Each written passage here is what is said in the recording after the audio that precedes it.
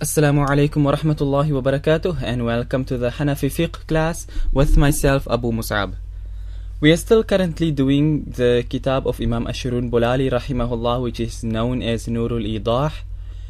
In our last class we had completed the obligatory actions of wudu and all those things which are obligatory and which are necessary to do in wudu.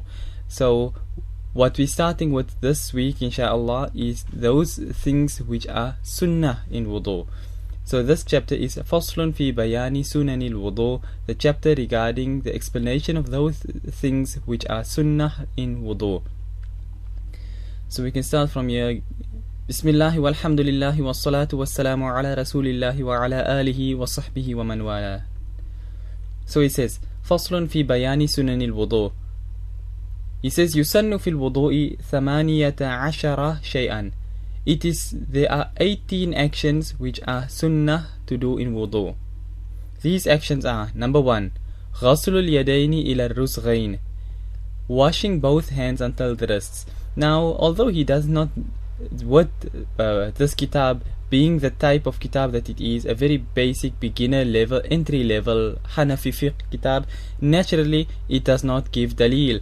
Because, like I say, it's a beginner's level. It's for a person who knows nothing whatsoever. This book teaches you the basics of fiqh, so to say. So therefore it doesn't focus on dalil so much, in order to make it concise for the reader and the listener to be able to follow and understand and everything. But actually behind everything which is said here, as is naturally the case, the Hanafi madhab, like the other madhahib, is not based on personal opinion. There is dalil behind every viewpoint which the madhab gives.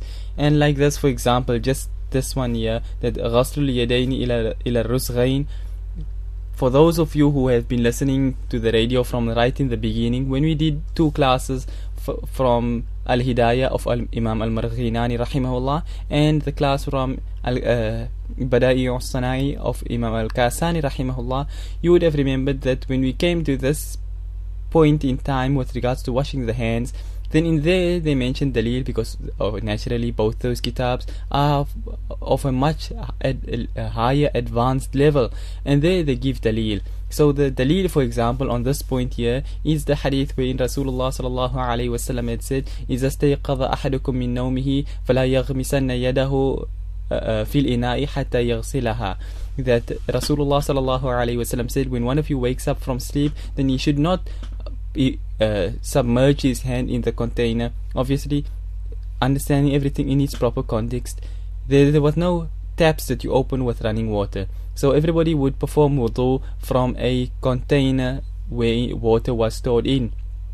So therefore Rasulullah sallallahu alaihi wasallam said, do not submerge your hand into the container until you have washed it thrice. Meaning you take some water out of the container and you wash your hand outside, like you have a small jug or something, and you wash your hands outside, and thereafter, once your hands are clean, you can put it in the container and start your wudu like that. So the reason Rasulullah sallallahu alaihi wasallam said to do this, لأنه لا يدري أين باتت يده, because the person, he does not know where his hands have spent the night. So you do not know what impurities are on your hands. Now if you dip it into the water like that without first washing it, you will make the water again impure. So there is dalil behind everything, although like I say here, he does not mention any dalil. So in any case, the more in-depth dalail and stuff like that we will leave for the more advanced fiqh kitabs when we come there inshallah. For now we are keeping it basic, so we leave it at that. So the first sunnah action of wudu is to wash both hands until the wrists. Number 2, وَالتَّسْمِيَةُ ibtida'an, to say the tasmiyah, which is Bismillahir Rahmanir Rahim, when you start your wudu. And this, for those of you who have been listening again to the tafsir classes on a Saturday, you would have understood and be able to link the two up, why he says that it is sunnah to start with the tasmiyah. Because in the tafsir class we came across the narration which mentioned that I mentioned it myself, but the narration there was there's two narrations. كل أمر ذي بال لا يبدأ فيها ببسم الله فهو أجذم or فهو أقطع. That various narrations mention that every good action which is not started with Bismillah, then it is deficient. The narration which is from the tafsir was كل أمر ذي بال لا يبدأ فيها بحمد الله فهو أجذم, that any good deed which is not started with the hamd, meaning Alhamdulillah, then that deed is deficient. So there are narrations which mention the necessity of saying Alhamdulillah when starting an action, and also of saying Bismillah. That's why, for example, if you heard when we started, I said Bismillahi walhamdulillahi wassalatu wassalamu ala rasulillah. So that is Bismillah, it suffices for the tasmiyah, walhamdulillah, that suffices for the hamd. So that's a bit off topic, but it's just basically linking the one class with the other class, because the deen as a whole is like one large puzzle. You may hear one thing here and one thing there and one thing there, but eventually it comes together and it makes a full picture. So nothing is in isolation all on its own. So in any case, number 2 was what tasmiyatu ibtida'an. It is sunnah to say Bismillah before you start your wudu. Then he says وَالسِّوَاكُ فِي ابْتِدَائِهِ وَلَوْ بِالْأُصْبُعِ عِنْدَ فَقْدِهِ. It is sunnah to use the siwak or the miswak, the toothstick, however you prefer to know it, at the beginning of your wudu, in its proper place. And it says وَلَوْ بِالْأُصْبُعِ عِنْدَ فَقْدِهِ. If you don't have your miswak with you, or you've lost it, or whatever the case may be, then in this case it would be sunnah that you use your finger to clean your teeth. Otherwise, if you have your miswak, then it is sunnah to use your miswak. Then he says وَالْمَضْمَضَةُ ثَلَاثًا وَلَوْ بِغُرْفَةٍ. Another sunnah of wudu is to rinse the mouth thrice. And he says وَلَوْ بِغُرْفَةٍ. Ghurfa refers to a handful of water. So you take one handful of water and you put a little bit in your mouth, you rinse your mouth, you spit it out. You've still got water left in your hand, you put a little bit more in your mouth, rinse, spit out, and then you've got the last bit, you put in your mouth, you rinse, and you spit out. So in actual fact, you've taken one handful of water, but you've used that one handful to rinse your mouth thrice. So it's not taking one handful and then a second handful and a third handful, but rather it's taking one handful and using the same handful to rinse your mouth thrice. Then it goes on وَالْإِسْتِنْشَاقُ بِثَلَاثِ غُرَفَاتٍ, and to put water in the nose with 3 handfuls. So here in the first one, when you do your mouth, you do it with one handful, but when you're cleaning your nose, then you use 3 separate different water each time. So you use one handful into your nose, next handful fresh water, third handful fresh water in each case.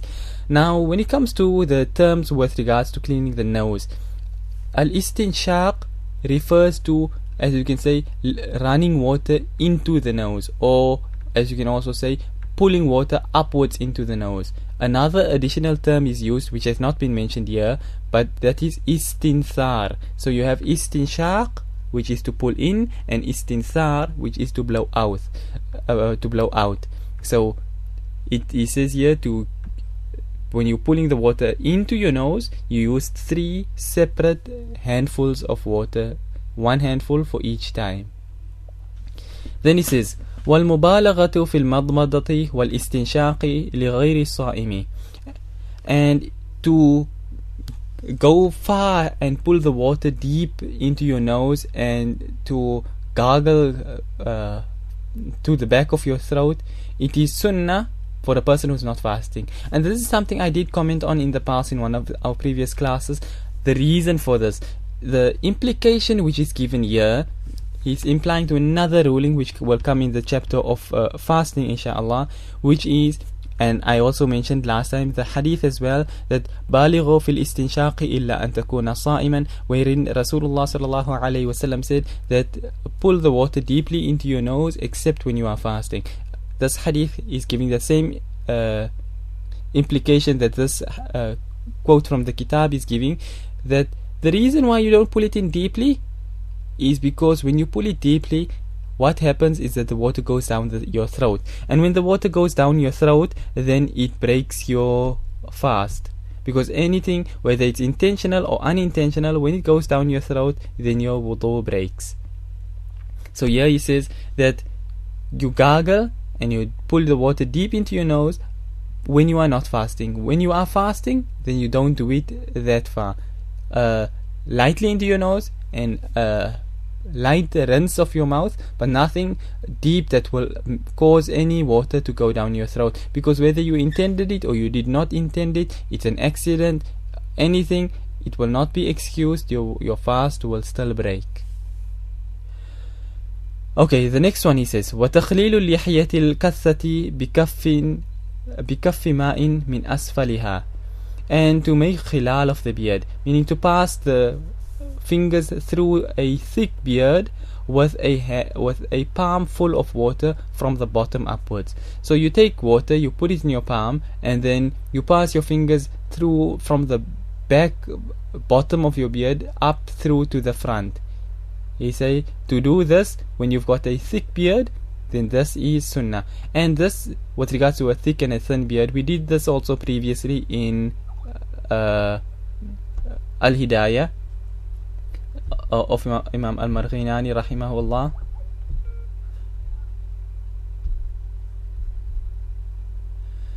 So in any case, we did that with Imam Al-Marghinani rahimahullah in his kitab. So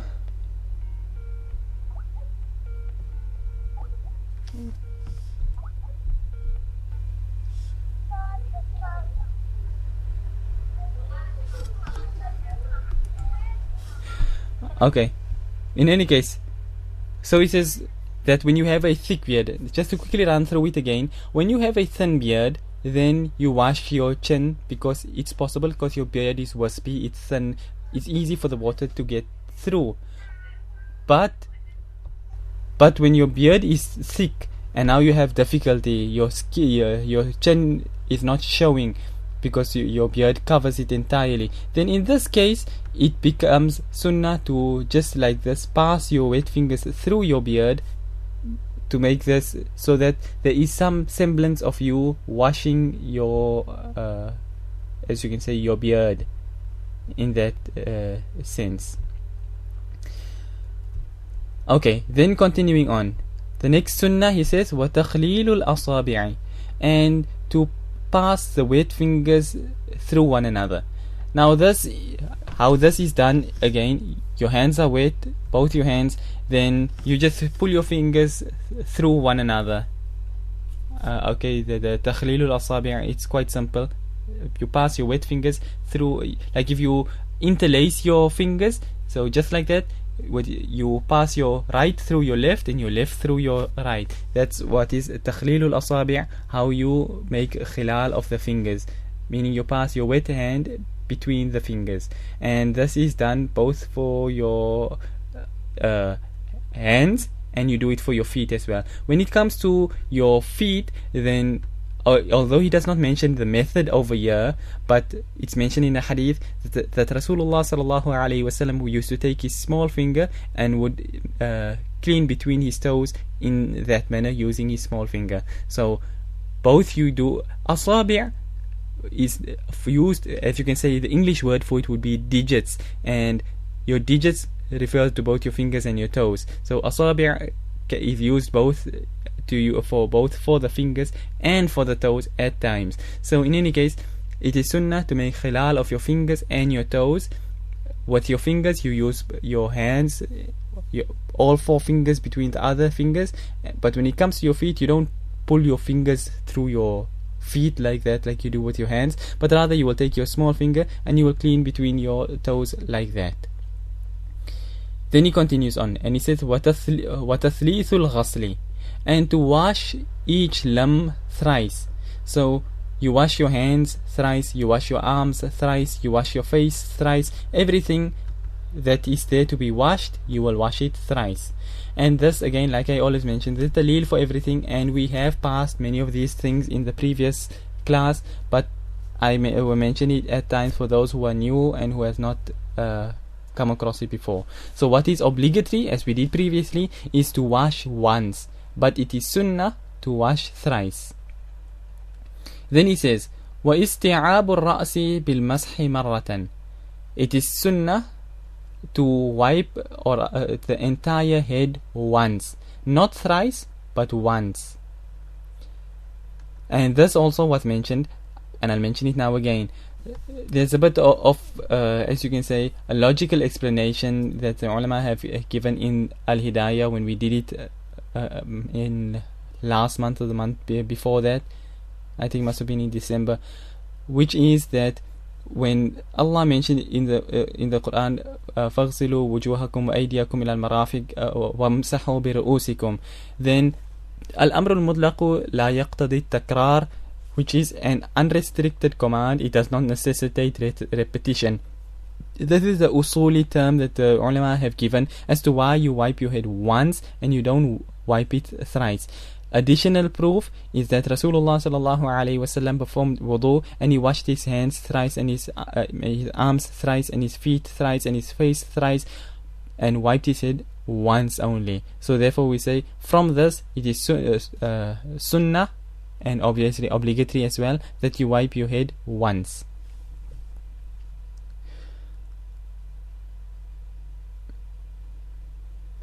Okay, moving on, he says, وَمَسْحُ الْأُذُنَيْنِ وَلَوْ بِمَاءِ الرَّأْسِ.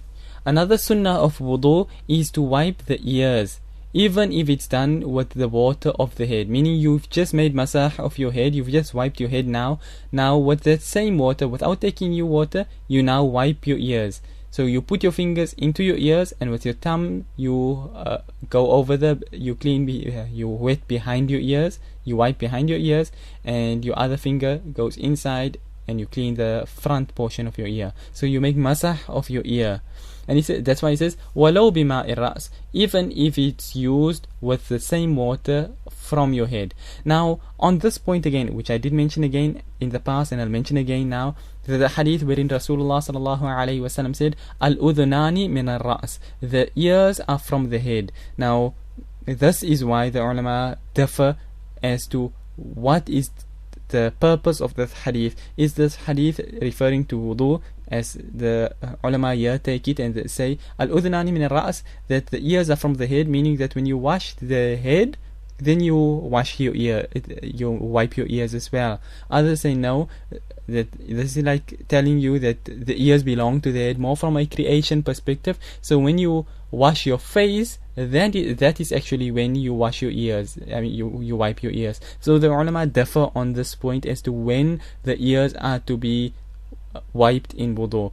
Is it when you wipe your face, or is it when you wash your face, or when you wipe your head? So in any case, here he says, وَلَوْ بِمَاءِ الرَّأْسِ, even if it's with the same water of your head, meaning you don't have to now take fresh water. Then he says, the next one, وَالدَّلْكُ. Now, what dalak or dalk, it means to rub the limbs with water. And this is, you can understand it in a number of its benefits. It comes especially when it comes like in cold weather and things like this. You first rub the water onto your limb because when you rub the water, you rub your limb with the water, then it makes you 100% certain that the water has reached the entire limb. Sometimes you pour water and then there's a portion of your arm or your leg or whatever the case may be which has not been washed. So therefore the sunnah of dalk is there, that you rub your limb with the water to make sure that every single portion is washed. Okay, question has just come inside here, that when wiping the head for a man with long hair, how can he be sure that the water reached his scalp? Okay, for those of you who don't know, anybody who have any questions with regards to the lessons, you can send it in via Skype, the Skype name being Ummah Radio. So, in any case, for the answer to this, it's not necessary for the water to reach the entire head. And as for how a person can be certain that the water reaches the scalp, naturally, when you wipe your head once, it suffices. You will know you will be able to feel it itself. But you wipe your hair, and the purpose of and this is something which was mentioned in the other class as well of Al-Hidayah and Bada'i Sanai, that the purpose of masah, which it says masah, means to wipe, not to wash. We are not commanded to wash our heads in wudu, we are commanded to wipe it. You wash your hand under the tap, and with a wet hand simply you pass it over your hair. So the wiping of the head has got nothing to do with causing your scalp to get wet. That's why what I mentioned back then too, the ulama differ on how much of the hair or the head should be wiped in wudu. According to the Shafi'i madhab, or Imam Ash-Shafi'i rahimahullah, he says that what is considered the least amount of wiping, that is what is obligatory. Obviously, if you wipe more, we're talking now into sunnah and things like that, but he's talking what is obligatory, that if you don't do this much, then your wudu is not valid. And according to Imam Ash-Shafi'i rahimahullah, he says 3 strands of hair, that much is sufficient, then your wudu would be valid. If you wipe like only 2 strands, then your wudu would be invalid. While according to the Hanafi madhab, we say that you wipe a quarter of the head, rubu'ur ra's, which is the miqdarun nasiya, as you can tell, the length of the forelock. And obviously the hadith which was given back then is that of Hadrat Mughira radiyallahu anhu, where he said that Rasulullah sallallahu alayhi wa sallam ata subatata qawmin fabala wa tawadda'a wa masaha ala nasiyatihi wa khuffayhi, that Rasulullah sallallahu alayhi wa sallam came to a dumps of a certain people, and he relieved himself, and then he performed wudu, and he wiped his forelock. So from that hadith, the Hanafi ulama get their viewpoint of saying that you wipe only the amount of the forelock, and you don't have to wipe any more than that. So when a man with long hair or short hair or any hair, you just wipe your hand, you wash your hand once under the tap, and you pass your wet hand over your hair, and that is sufficient. There is no need for you to go investigate as to whether the water came right down to your scalp and things like that. That will not be necessary. Wallahu a'lam. Okay, so coming back to the book again, we had just passed by dalk, which is to rub the limbs with water. Now continuing on, he said the next sunnah is wal wila'u. Wila means to wash the limbs without any pause between it. So you wash your face, and as soon as you're done with your face, you move on to the next, to your arms and like that. So you don't first wash your face and then you stand and you delay, and then you wash your arms, and by the time you wash your arms, your face is already dried. This is what should not be done. Therefore, it is sunnah al-wila'u. You do things in succession without any pauses between it. Your wudu should be done in one, and there should not be given such a time for one limb to dry before the next one is washed. And this is a simple rule. It should not be confused. Now a person is in a desert, in a very hot place, so now by the time you wipe your face, by the time you come to your arm, because of the heat of the sun, your face is already dry. This is something totally entirely different. We're talking about having delay, and because of your delay, the water dries. So this is what should be avoided. So therefore he says it is sunnah to wash your limbs successively without pausing, so that the one limb will not dry before the next one is washed. And then he continues on, one niyyah, the intention.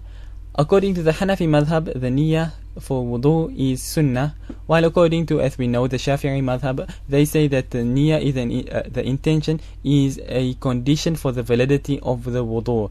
And both ulama have got their dalil, and the dalil was actually mentioned, like I did mention time and again from the previous class of Al-Hidayah and Bada'i Sanai. So, but yes, according to the Hanafi madhab, the niyyah, the intention, is not obligatory, but rather it is sunnah. And then he continues on and he says, وَالتَّرْتِيبُ كَمَا نَصَّ اللَّهُ تَعَالَى فِي كِتَابِهِ. Another sunnah in wudu is to do things in succession, one after the other, as Allah has mentioned it. as the ayah says, يا أيها الذين آمنوا إذا قمتم إلى الصلاة فاغسلوا وجوهكم وأيديكم إلى المرافق وامسحوا برؤوسكم وأرجلكم إلى الكعبين. Allah mentions it in a particular order.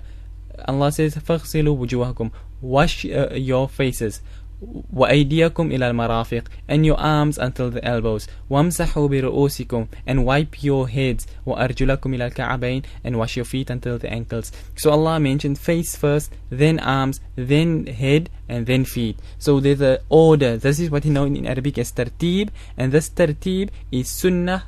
Again, according to the Hanafi madhab, the Shafi'i ulama, they say that tartib is obligatory, that you have to make it in this order here. So we say that tartib is sunnah, like how Allah Ta'ala has mentioned in the Quran, in this particular order, so you should do it in this order here as well. Then he continues, and he says, وَالْبُدَاءَةُ بِالْمَيَامِنِ وَرُؤُوسِ الْأَصَابِعِ وَمُقَدَّمِ الرَّأْسِ.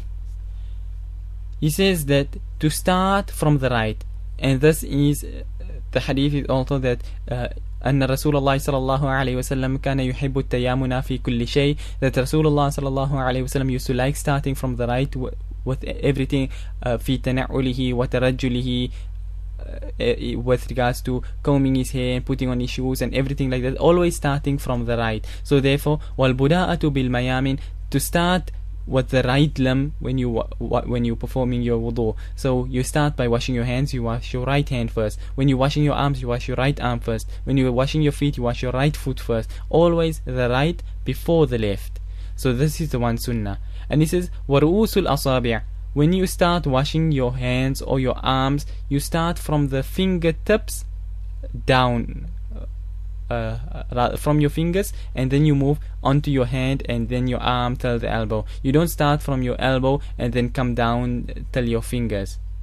And also he says وَمُقَدَّمُ الرَّأْسِ, to start from when you are wiping your head, you start from the front of the head, meaning from where the hairline normally starts, from there, and you go backwards. You don't start from, say, the middle of your head and come forward, but rather you start from the front and you go back. So here the three he mentions: to start from the right, to wash your fingers from the top and then move to your arms, and obviously from your toes also, then towards your feet, and to wipe your head starting from the front and then going backwards.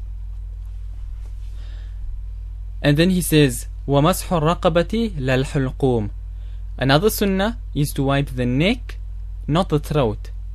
So you wipe your neck in your wudu, but you don't, as you can say, the front part of your throat itself, that part, you don't have to wipe that one in wudu. And then he says وَقِيلَ إِنَّ الْأَرْبَعَةَ الْأَخِيرَةَ مُسْتَحَبَّةٌ, it has been said that the last four actions mentioned here are mustahab, meaning it's desirable, but it's not sunnah, it's below sunnah. These four are the tartib, doing things in order, starting from the right, washing from the fingers upwards, and starting from the front, wiping from the front of the head, and wiping of the neck.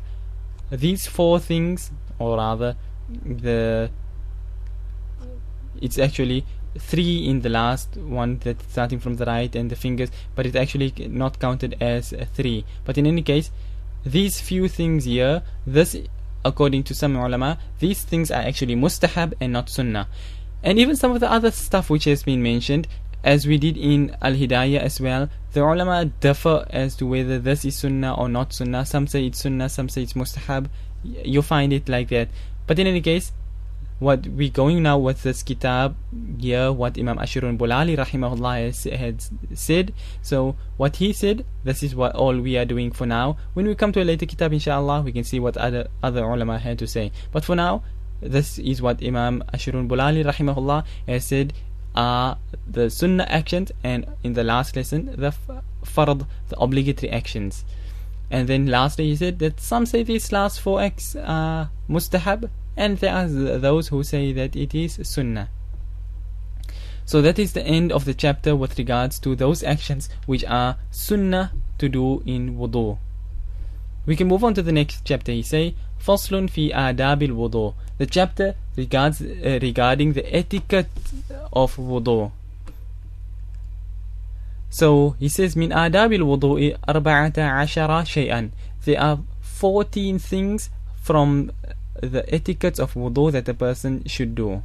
He says number 1, الجلوس في مكان مرتفع, that the person sits on a raised, elevated place, and this is so that the water doesn't splash back on you, and so that the water can run freely away on its own.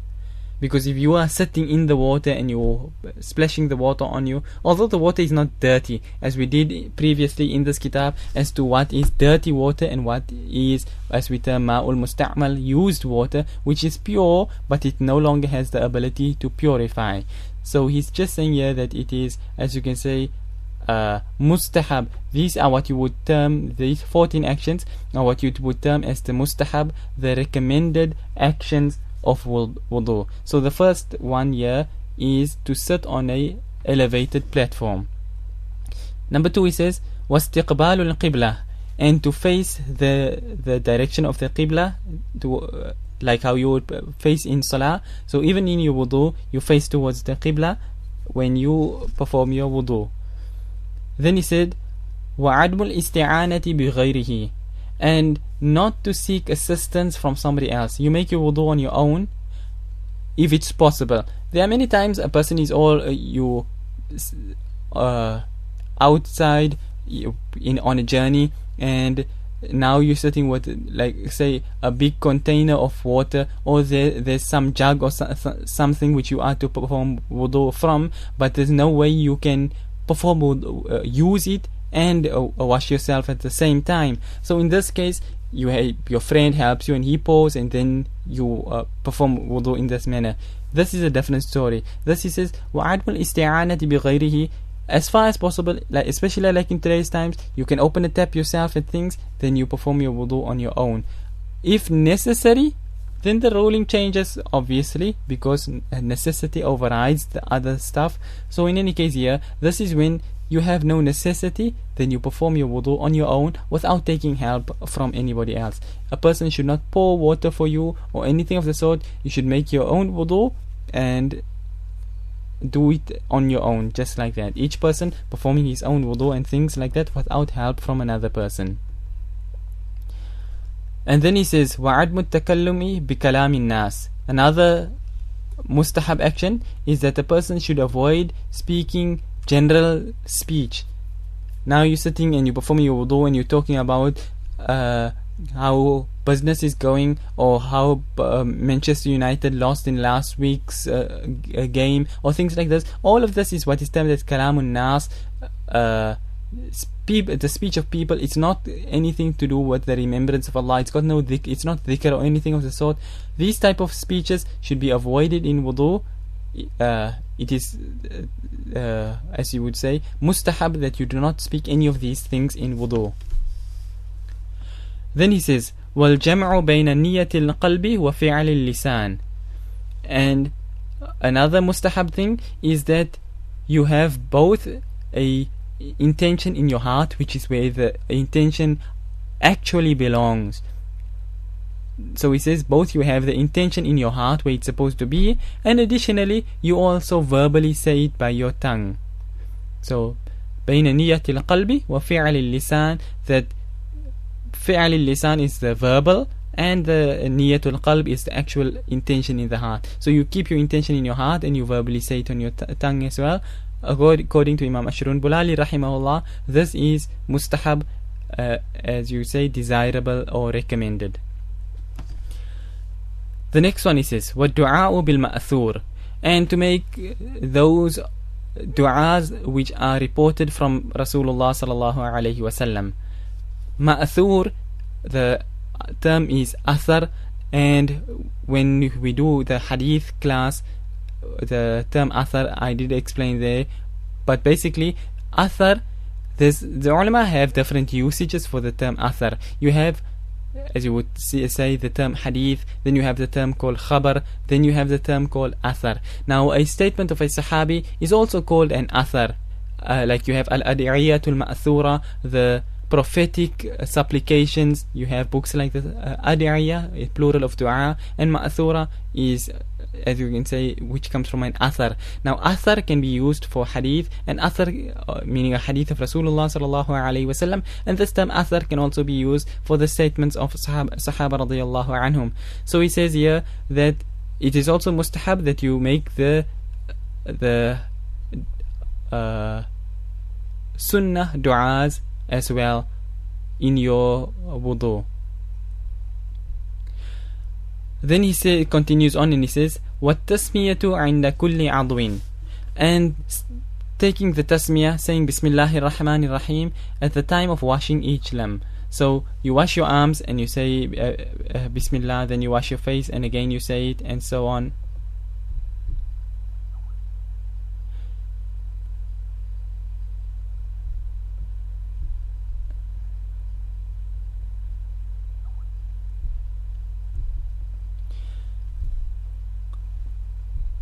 So washing the so taking the tasmiyah, taking the name of Allah, Bismillah, Bismillahir Rahmanir Rahim, like that. When you wash your face, when you wash your arms, when you wash your feet, and so on, you say this is also mustahab, recommended that you do this. The next one, he says, وَإِدْخَالُ خِنْصَرِهِ فِي سَمَاخِ أُذُنَيْهِ, and to insert your small finger into the opening of the ears. And this is what I referred to earlier when we mentioned about wiping the ears in wudu. So here he says you take your small finger and you put it into your ear. Why? So that you can clean the inside of the ear. With your thumb you clean the outside of your ear, and with your, you can say with your index finger or whichever other finger, you clean the outer section of your ear, as you can say, the front part of your earlobe and things which faces towards people. So this is how you clean your ear. So another mustahab action, he say, is that you put your finger inside so that you can wash more by using your small finger to clean the whole inside of your ear.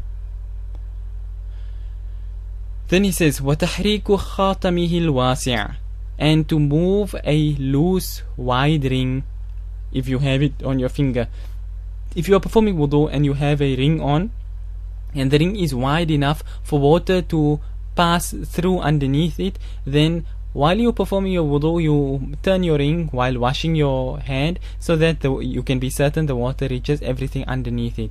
If the ring is tight, then in that case it will not be permissible to perform wudu with it, but rather you will have to remove the ring and wash your hands properly, and only after your wudu will you be able to put your ring back on again. Then he says, وَالْمَضْمَضَةُ وَالْإِسْتِنْشَاقُ بِالْيَدِ الْيُمْنَى وَالْإِمْتِخَاطُ بِالْيُسْرَى. Another mustahab recommended action is that you rinse your mouth and you put water into your nose using your right hand. وَالْإِمْتِخَاطُ بِالْيُسْرَى, and he says, and you take out your mucus using the left hand. So you take your right hand and you pull the water into your nose, then you take your left hand and you blow your nose like that. You don't use your right hand still to blow your nose, but you use your left hand. And the right and left hand ruling is quite well known, that any good thing you use your right hand, any bad thing, dirty thing, you use your left hand. So therefore when you are blowing your mucus out, therefore it's a dirty thing naturally, so therefore you use your left hand and not your right hand. And then he goes on and he says, وَالتَّوَضُّءُ قَبْلَ دُخُولِ الْوَقْتِ لِغَيْرِ الْمَعْذُورِ. He says it is mustahab, it is recommended as well, that you perform your wudu before the time of the salah enters at all. So say it's tahajjud time, for example, and you don't have wudu, you've just woken up. Fajr time is only entering in about 10 minutes time. Then it is mustahab that you perform your wudu now, so that you have wudu by the time Fajr actually enters. But and not that you perform your wudu only when the time of Fajr has actually entered. And it's not only restricted to Fajr. For any of the 5 salawat, he says it is recommended, it's desirable, it's something good if you perform your wudu before the time of the salah entered. And he says this is for a ghayr al-ma'adhur, meaning for a normal person, myself and you. A ma'adhur is such a person who is excused because of something. For example, you have a person whose blood is continuously flowing, so if he must perform wudu now, then he's just going to finish his wudu, and he's going to start bleeding again, so naturally his wudu will break again. So therefore he says, to avoid all of this year of performing wudu before the time comes in, this is for a person who is normal and he has no illnesses or anything. He don't have urine drops coming out the whole time of anything of this sort here. So for such a person, it is mustahab that you perform your wudu beforehand. But if you are one of these ma'adhur people, that you bleed or you leak or anything of the sort like this, then these things, this law will not apply to you, and you will perform your wudu when the time of the salah has actually entered. And then lastly, he continues on here towards the ending. He says, وَالْإِتْيَانُ بِالشَّهَادَتَيْنِ بَعْدَهُ, to say أشهد أن لا إله إلا الله وأشهد أن محمدا عبده ورسوله, the shahadatain, it is also mustahab, it is also recommended that you say this after you perform your wudu. And then he says, وَأَن يَشْرَبَ مِنْ فَضْلِ الْوَضُوءِ قَائِمًا, and that a person drinks the leftover water of his while standing. This is something which Hazrat Ali radiallahu anhu physically showed us when he showed the people how to perform wudu, and then he stood up and he took the leftover water of his and he drank it while he was standing. So then one person made a statement to Hazrat Ali radiallahu anhu, and then he said, I did this just to show people like yourself, meaning because people don't know about doing this. And additionally, what the ulama have mentioned is that the standing and drinking water, this water was also Zamzam water, and not, as you can say, the ordinary tap water that you have now from the taps. So when it comes even to Zamzam water, there's a lot more leeway for standing and drinking water. But ordinary, as you can say, tap water and things like this, then the ruling is you sit and you drink it. But in any case, this drinking from the leftover water while standing, whether it's Zamzam or not Zamzam, in both cases it would be permissible for you to drink it. And then he says, وَأَن يَقُولَ اللَّهُمَّ جَعَلْنِي مِنَ التَّوَّابِينَ وَجَعَلْنِي مِنَ الْمُتَطَهِّرِينَ. He says another mustahab action is that a person says the dua, Oh Allah, Allahumma ja'alni min at-tawwabin, oh Allah, make me from those who repent, wa ja'alni min al-mutatahhirin, and make me from those people who purify themselves. Okay, a question again here. When I wake up for Fajr and when I rinse my mouth bleeds for like 5 minutes. So I wait until I stop bleeding and then do wudu. Yes, you see, okay, we have not come quite to the breakers of wudu yet, but the bleeding of gums and things like this, because whether you rinse your mouth or you use floss or you brush your teeth or something of the sort, and now this has caused blood to flow in your mouth. And what is considered flowing of blood in the mouth, this will be dealt with in its own time, inshallah, under the breakers of wudu. But for now, just suffice to say that when you taste blood in your mouth, and this is normally the case, like if your mouth is bleeding for 5 minutes, then you would naturally be able to taste the blood. So this would break your wudu. So then in this case, you should wait until the bleeding stops and then you do your wudu. Otherwise, if you perform your wudu before this and then your mouth bleeds for another 5 minutes, then your wudu will break, and if you perform salah like that, your salah will also be invalid, and so on and so forth. The rest of the rules will follow. So when there is no blood or anything coming out, then you perform your wudu and you continue on as normal. Wallahu a'lam. Okay, that was the ending of the chapter with those things which are mustahab, recommended to do in wudu. Now there's one last chapter here which I want to do, and then inshallah we can stop on that point. This is now Faslun fi makruhatil wudu, the chapter with regards to those things which are disliked, which are makruh in wudu. So it says, وَيُكْرَهُ لِلْمُتَوَضِّئِ سِتَّةَ أَشْيَاء. It is makruh for a person performing wudu these 6 things, to do any of these 6 things. Number one, he says, al-israfu fil ma, to waste water. And wastage of water, like Rasulullah sallallahu alaihi wasallam had mentioned to the one Sahabi, that you can even waste water, or rather it is even considered wasting water, even if you are performing salah, as you can say, at a river bank. As we would think now, you're using 4 liters to perform wudu, you're sitting under a tap, that's also considered wasting water. But all this additional long flowings of water and things like this, all this is considered to be wastage. So therefore, number one, which is disliked in wudu, is that you waste water. And number two, وَالتَّقْتِيرُ فِيهِ. The second one is to be stingy with regards to water. So now you want to pour 4 drops and expect to wash your whole arm with things like this. This again is another makruh thing. So now you have to basically take those 4 drops and rub it around your arm in order to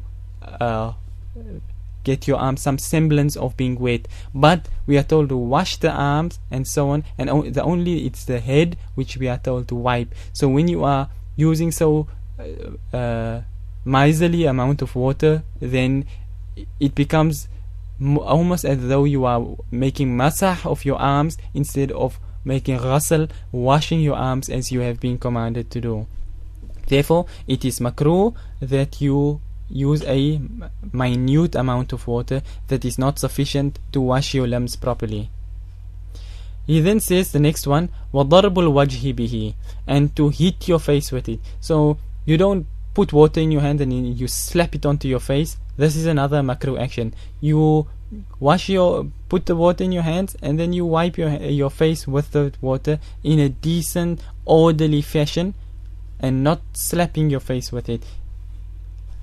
And obviously, this issue of slapping the face, hitting the face, was just dealt with on last Thursday.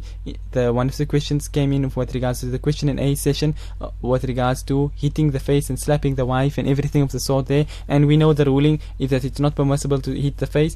And this law, like I said, it applies to Muslim, it applies to Kafir, it applies to men, it applies to women, it applies to animals, and furthermore, it applies to your own self as well. It doesn't mean that no, it's your own face there, therefore you can slap yourself around. This is not permissible either. So in any case, the next one says, وَالتَّكَلُّمُ بِكَلَامِ النَّاسِ, another makruh action, and thus we just did amongst the mustahab things that a person should avoid it. So here he's putting it, you should avoid it because it's makruh. So to speak general speech, like I said, you want to talk about Liverpool and Manchester United and all these other things here, or you want to talk about how nice the mags on your car is and things like this, all these worldly matters, it's makruh that you speak any of this in your wudu. And here again, the same one which came as a mustahab action that the person should avoid. He says, وَالْإِسْتِعَانَةُ بِغَيْرِهِ مِنْ غَيْرِ عُذْرٍ. It is makruh that you take help from somebody without a need. So like I said, when there comes a need, then obviously the ruling will be different. But while there is no need and you are able to perform wudu on your own, then in that case, you should perform your wudu without taking help from anyone, not to let them pour the water for you or anything.